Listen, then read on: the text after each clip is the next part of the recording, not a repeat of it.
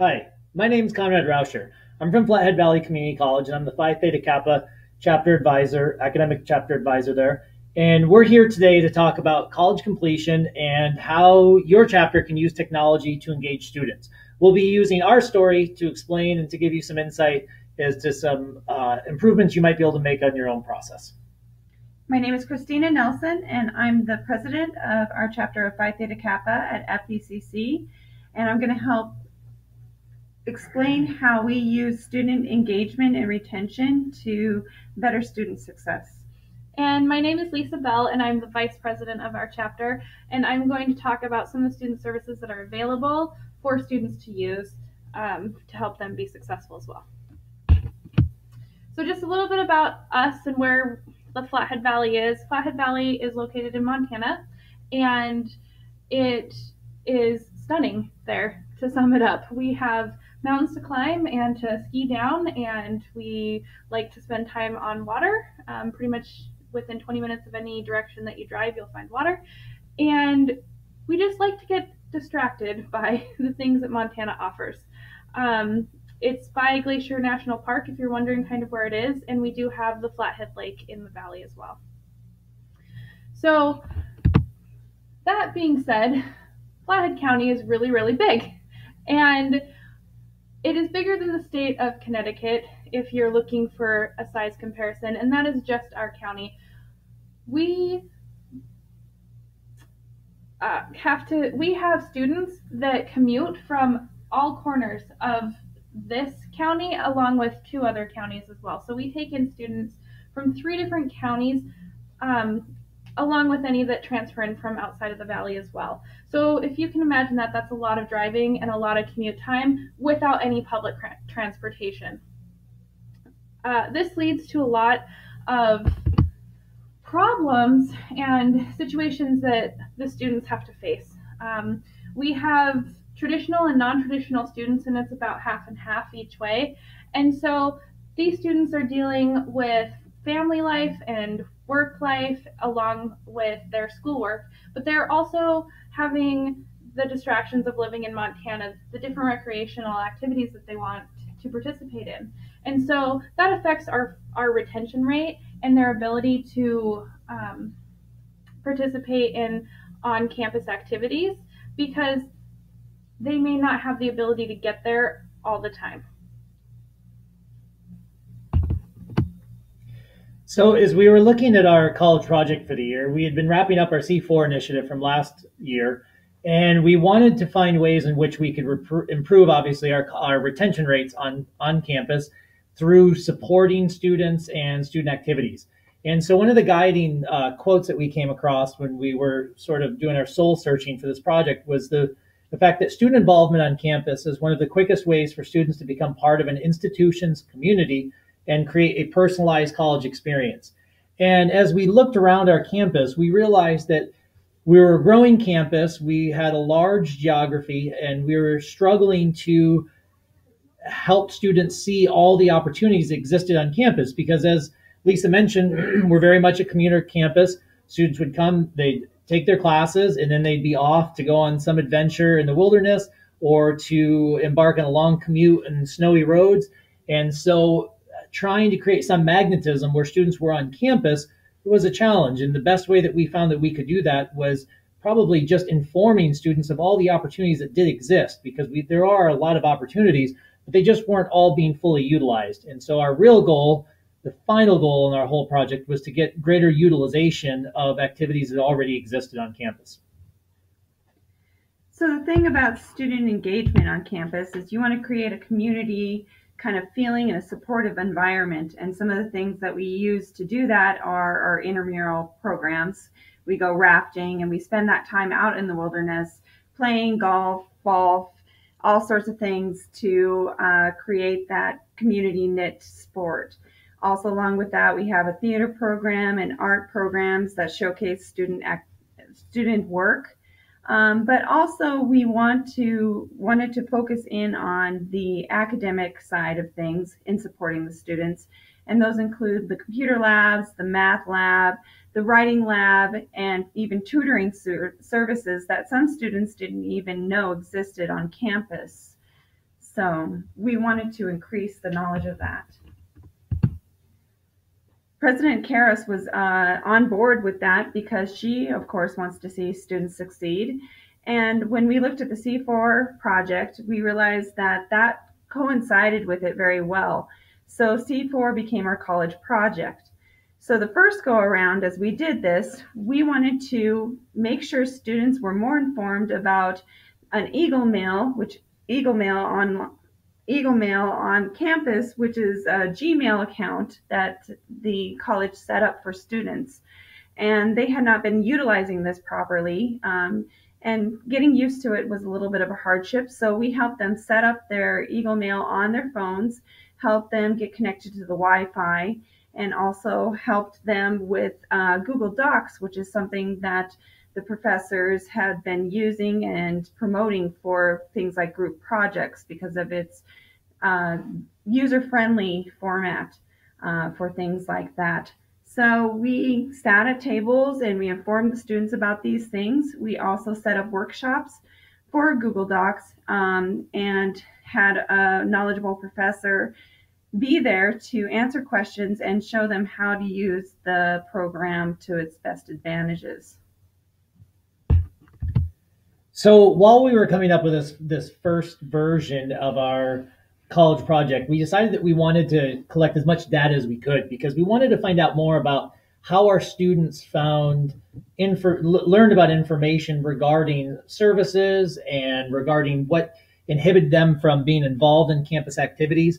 And so we created a short Google form, which for those of you who aren't familiar with Google Forms, it's embedded into Google Drive, and you can create really, really nice looking surveys. And all the data from these surveys goes right into a spreadsheet similar to an Excel spreadsheet, only it's a Google spreadsheet. And then you can quickly analyze the data, and you can use that data to inform your decisions. So we created this form, and we surveyed about 140 students around campus, and we surveyed all of the students who attended our workshops. And as you can see, we only had 4 students attend our workshops. We did collect 147 total responses that particular semester, but we only had 4 who actually showed up to our workshops. So obviously, as we looked at these empty computer labs, we could clearly see we had a problem with our approach.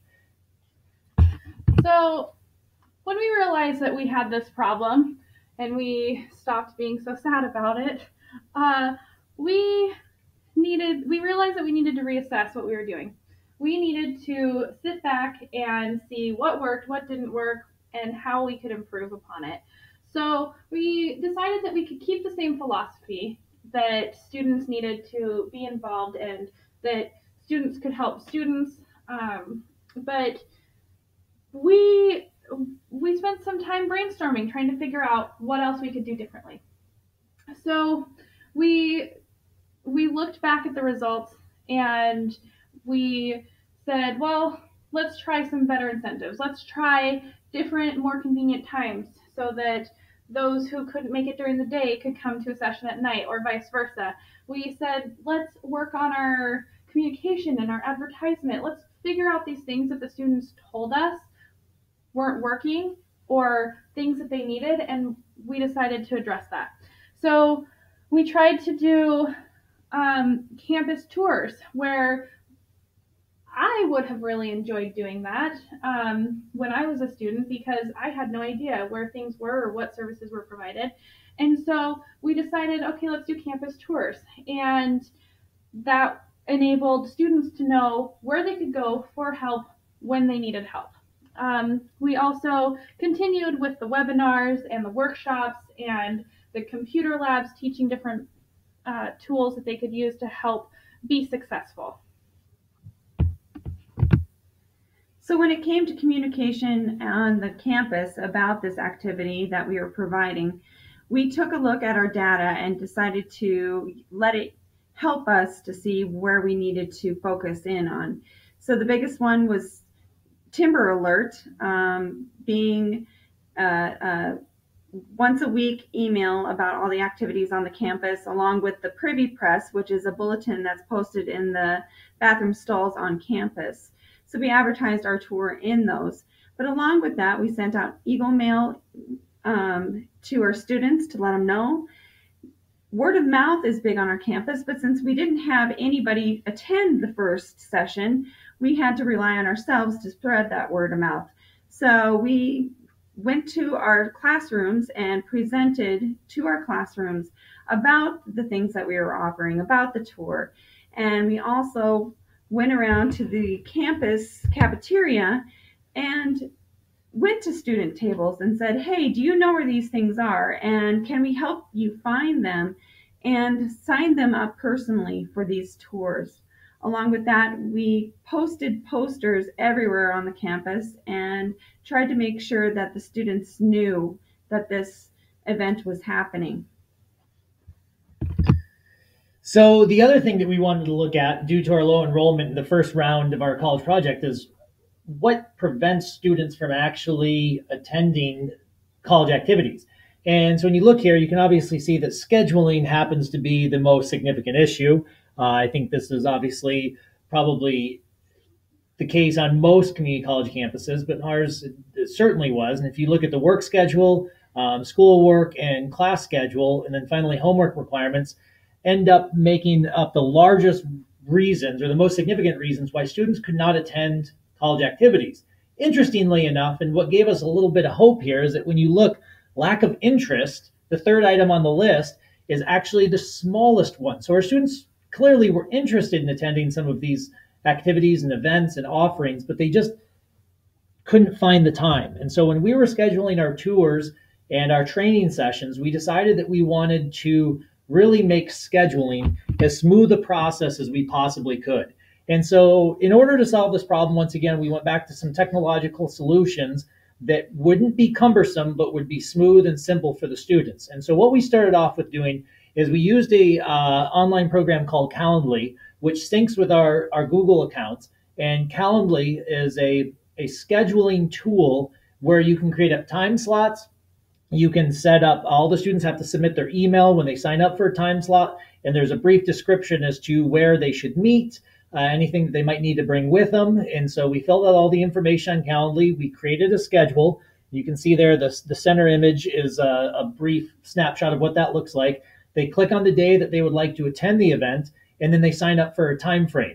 Now, what's really handy about all this is that there's for each tour time slot or each workshop time slot, we would then have automatically would be generated a complete list of student email accounts, and Calendly would automatically send out a reminder whenever we wanted it to, an hour before, a day before, a week before the event, to remind students that they should attend the event that they signed up for. In addition to this, we wanted to make it easy for the students to find this Calendly calendar that we created. And so we created a QR code, and we plastered this QR code in the emails. We plastered it in on the posters and the Privy Press, anywhere that we could possibly provide students access to this QR code.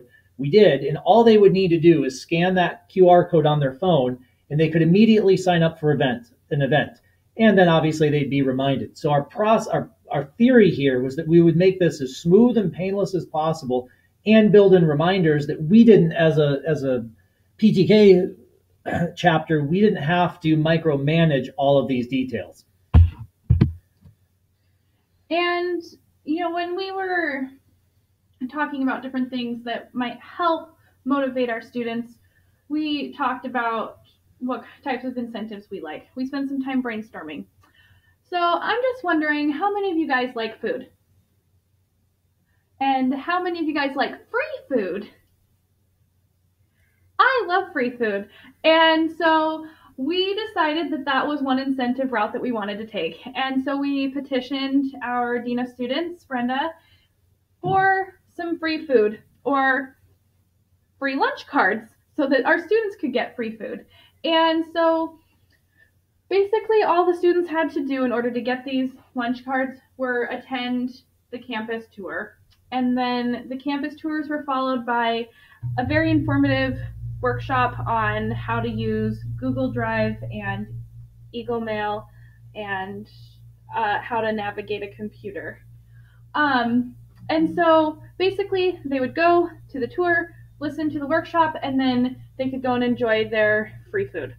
On top of that, in order to encourage their use of technology, we decided to do a raffle for a Chromebook. And so we, as a chapter, decided to purchase a Chromebook for that giveaway. And so any students that participated in the campus tour also got to put their name in for the raffle for the Chromebook.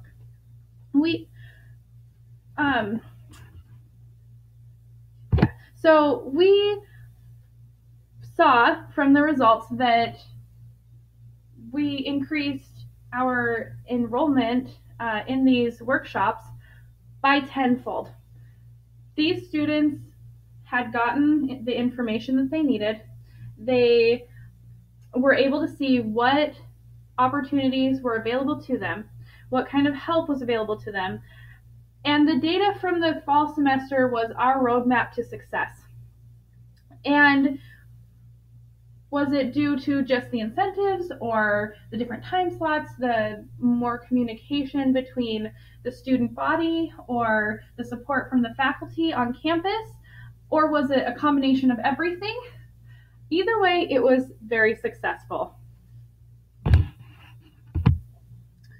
So moving forward, we continued obviously to collect data in the spring semester, and we've been working now on analyzing that data and figuring out how we can obviously make this more successful, because a tenfold increase from 4 students to 40 students is fantastic. We were extremely happy with those results. But obviously looking forward, we have a few thousand part-time and full-time students on our campus, and we would like to reach out even further. And so looking forward, we were asking students what type of training sessions or services would they find helpful. And obviously the top on this particular question were Google Drive, resume writing, and job interview skills. So moving forward, what we're planning on doing is we're going to create some type of email incentive where we send out an email, and whenever these emails go out, students will have about 10 minutes to reply to some or analyze or exhibit some type of skill using Google Drive or Google Forms or something like this. And if they complete the task and they send a response back within 10 minutes, then they'll win a free lunch card, something like that. This is still in the works, but the idea is that we want to make sure that students are constantly monitoring these email accounts. And so we're going to give kind of timed offerings in their email accounts that they'll have to reply to after having completed some small, simple task. So that's one idea that we have. The other idea that we have is that we're going to try to obviously include some type of resume writing or job interview skills where we set up some students, maybe even some students who are graduated and are out in the workforce, come back and offer some mock interview sessions, something along those lines. And then the last thing that we're really interested in is pairing up with the campus tours that currently exist in student orientation. There's a student orientation process on our campus that is currently under revision, and we're working with those folks to involve PTK in offering some type of student-led tour / technology training within the first week or two of classes for all new incoming students. And so those are the strategies and the ideas that we have moving forward. So what we want to do now is we want to take a break here, and we want to break everybody into groups, and we want you to think in your small groups about what you can do to help your student body be more successful. And so there's a series of questions here, and we would like you to pause this movie as you're going through and take a break and meet with the people in your chapter who are watching this, and take some time to actually answer these questions and have a discussion about these questions. And we're hoping that through these questions and this rhetorical process that you'll be able to come up with some good ideas about your own student body and solutions that might help your own student body. So we'll go through these questions right now. So the first one, which I already read, is what can you do to help your student body be successful? So pause the video right now and spend the next 5 or 10 minutes analyzing this question.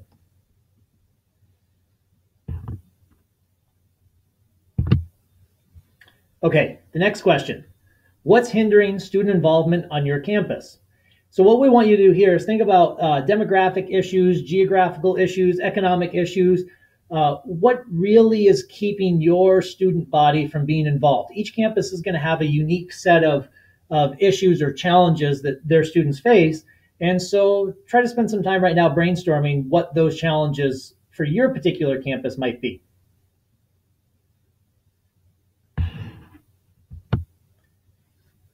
All right, now here comes the fun part. How can your PTK chapter help overcome these hindrances?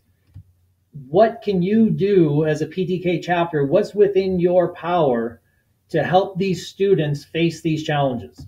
Obviously, in our case, the things that we came up with, as we already mentioned, but just for a quick review, is that we wanted just to help inform students because they weren't even aware of what was there in many cases. And so once they found out what's there, the natural offshoot would be that they would start to utilize these resources.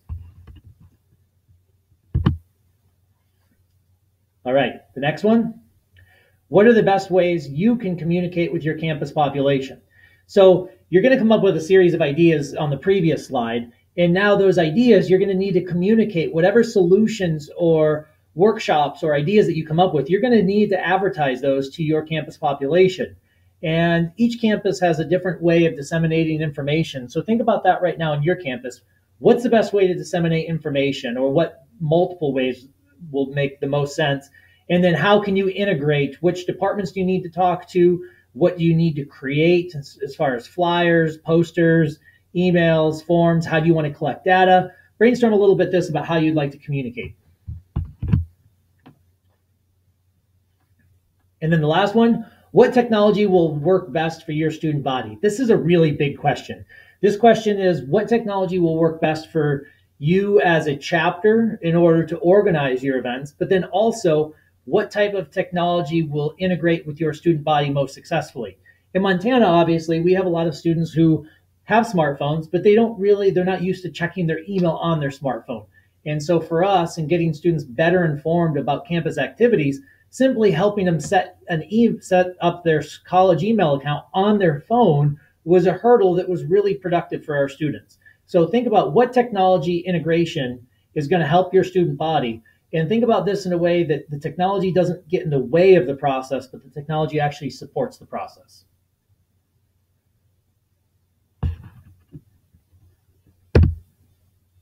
So last, how can you collect and utilize data to support and enhance student engagement? So as you're moving forward in this project, it's really important that you collect data in some format.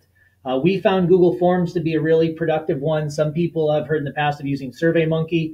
It really doesn't matter how you go about collecting this data, but what you need to do is make sure that any problems that you face, that you're looking at the data that you've collected in order to face any problems that you encounter in the future. And if you use data in a non-intrusive way to address these challenges, you're going to be more effective as a PTK organization. So think about what data you want to collect, and then how you can use that to enhance your student engagement.